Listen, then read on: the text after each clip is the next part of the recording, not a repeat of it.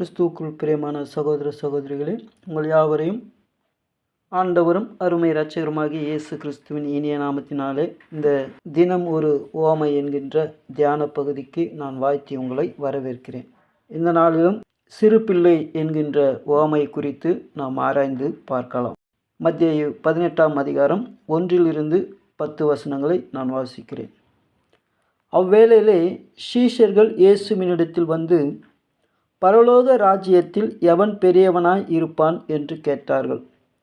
இயேசு ஒரு பிள்ளையை தம்மிடத்தில் அழைத்து அதை அவர்கள் நடுவே நிறுத்தி, நீங்கள் மனம் திரும்பி பிள்ளையைப் போல் ஆகாவிட்டால் பரலோக ராஜ்யத்தில் பிரவேசிக்க மாட்டீர்கள் என்று மெய்யாகவே உங்களுக்கு சொல்லுகிறேன் என்றார். ஆகையால் இந்த பிள்ளையைப் போல் தன்னை தாழ்த்துகிறவன் எவனோ அவனே பரலோக ராஜ்யத்தில் பெரியவனாய் இருப்பான்.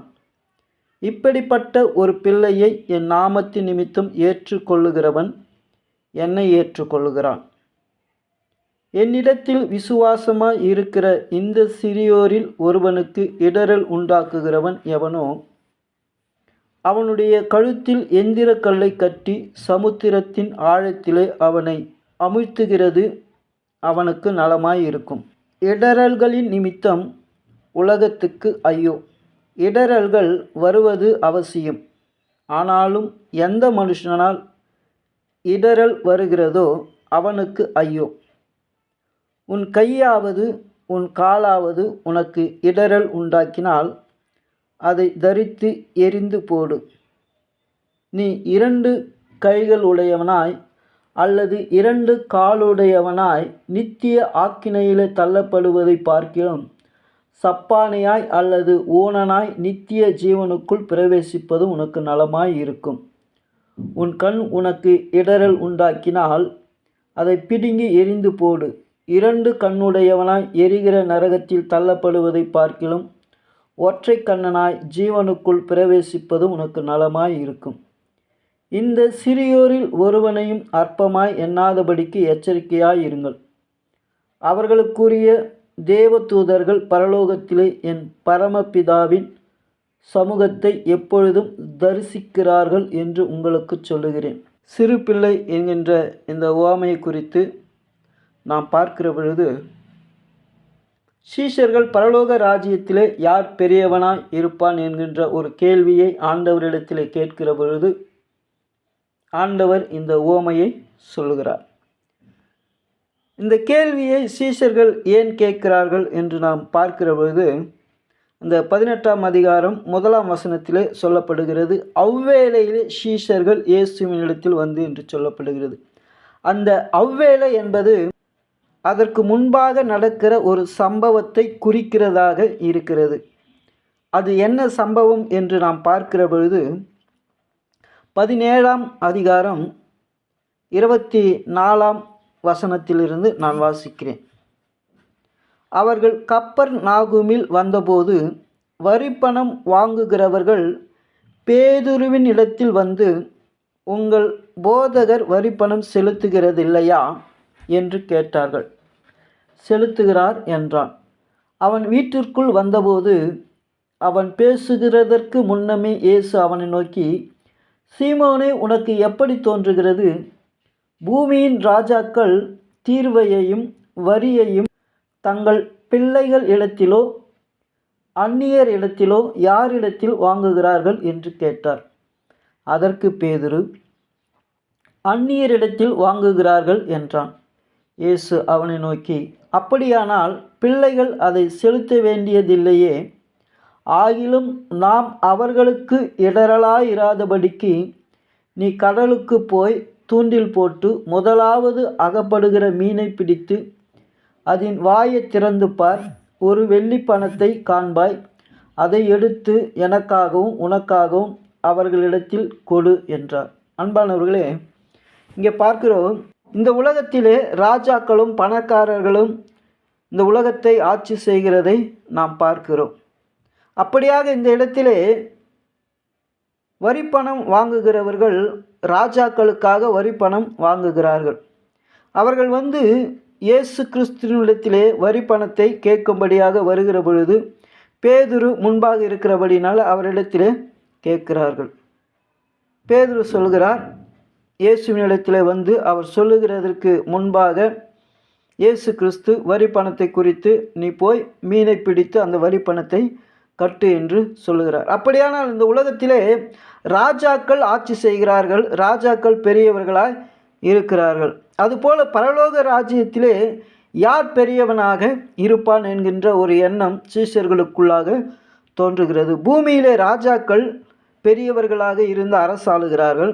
அதுபோல பரலோக ராஜ்யத்திலே யார் பெரியவனாய் இருந்து அரசாளுவான் என்கின்ற ஒரு எண்ணம் அவர்களுக்குள் தோன்றுகிறபடியால் அங்கே கடவுளிடத்திலே அவர்கள் கேட்கிறார்கள், பரலோகத்திலே யார் பெரியவனாய் இருப்பான் என்று அவர்கள் கேட்கிறார்கள். பிரியமானவர்கள், அப்பொழுது ஆண்டவர் சொல்லுகிறார், பரலோக ராஜ்யத்திலே பணக்காரர்களோ ராஜாக்களோ அல்ல, எவர் ஒருவர் மனம் திரும்பி கடவுளுக்கு கீழ்ப்படிந்து இந்த உலகத்திலே வாழ்கிறாரோ அவரே பரலோக ராஜ்யத்திலே பெரியவராய் இருப்பார் என்று சொல்லுகிறார். இங்கே பார்க்குற ஆண்டவர் தெளிவாக சொல்லுகிறார், நீங்கள் மனம் திரும்பி பிள்ளையைப் போல ஆகாவிட்டால் பரலோக ராஜ்யத்தில் பிரவேசிக்க மாட்டீர்கள் என்று மெய்யாகவே உங்களுக்கு சொல்லுகிறேன் என்றார்.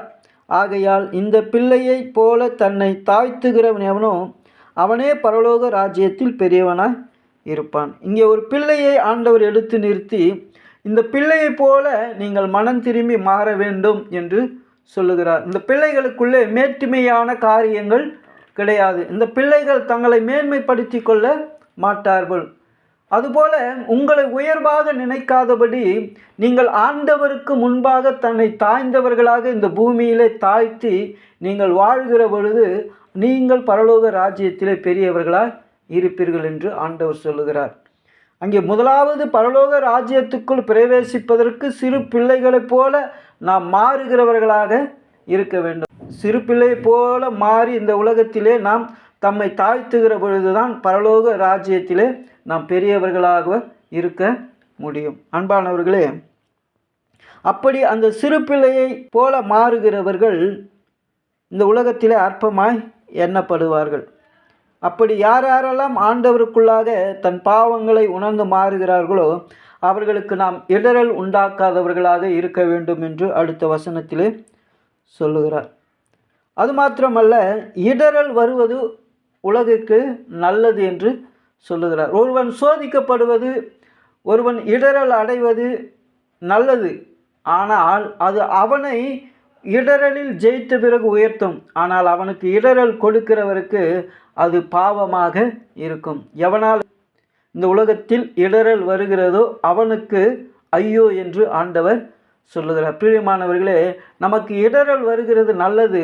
ஆனால் நாம் பிறருக்கு இடரல் உண்டாக்காதவர்களாக இருக்க வேண்டும். அடுத்ததாக ஆண்டவர் சொல்லுகிறது, அந்த இடரலை உண்டாக்குகிற காரியங்களை நாம் எரிந்து போடுகிறவர்களாக இருக்க வேண்டும் என்று ஆண்டவர் சொல்லுகிறார். உன் கையாவது உன் காலாவது உனக்கு இடரலை உண்டாக்கினால் நீ அதை எரிந்து போடு என்று ஆண்டவர் சொல்லுகிறார். ஆண்டவருக்காக நாம் வாழ்கிற பொழுது நாமே நமக்கு சில நேரங்களில் இடரலை உண்டாக்குகிறவர்களாக இருக்கிறோம். நாமே பாவங்களை செய்து கொள்ளுகிறவர்களாக இருக்கிறோம். அப்படி அந்த பாவத்தை செய்யும்படி நமது கையாவது காலாவது நமக்கு இடரலை உண்டாக்கினால் அதை எரிந்து போடுவது நல்லது என்று ஆண்டவர் சொல்லுகிறார். அடுத்தது கண்ணை குறித்து சொல்லுகிறார். ஒருவேளை உன் கண் பாவத்திற்கு உன்னை அழைத்து செல்லும் என்று சொன்னால் அந்த கண்ணை நீ பிடுங்கி போடு என்று சொல்லுகிறார். பிரியமானவர்களே, நமக்கு நாமளே இடரல் உண்டாக்காதவர்களாக இருக்க வேண்டும் என்று ஆண்டவர் இங்கே சொல்லுகிறார். பிரியமானவர்களே, இந்த நாளிலே இந்த பகுதியை நாம் பார்க்கிற பொழுது பரலோக ராஜ்யத்துக்குள் நாம் பிரவேசிக்க வேண்டும், அங்கே பெரியவனாக இருக்க வேண்டும் என்று சொன்னால் ஒரு சிறு பிள்ளையை போல நாம் மாறுகிறவர்களாக இருக்க வேண்டும். அந்த சிறு பிள்ளை தன்னை தாழ்த்தி தன்னை பெருமைப்படுத்தாதபடி அது இருக்கிறது. அதுபோல இந்த உலகத்தின் பாவங்களை நாம் விட்டு கடவுளுக்கு முன்பாக நம்மை தாழ்த்தி நம்மை அவருக்கு அர்ப்பணித்து வாழ்கிற பொழுது பரலோக ராஜ்யத்திலே நம்மை ஆண்டவர் பெரியவராக வைக்க வல்லவராக இருக்கிறார். கர்த்தர் தாமே இந்த திருவார்த்தைகளை ஆசீர்வதிப்பாராக. ஆமென்.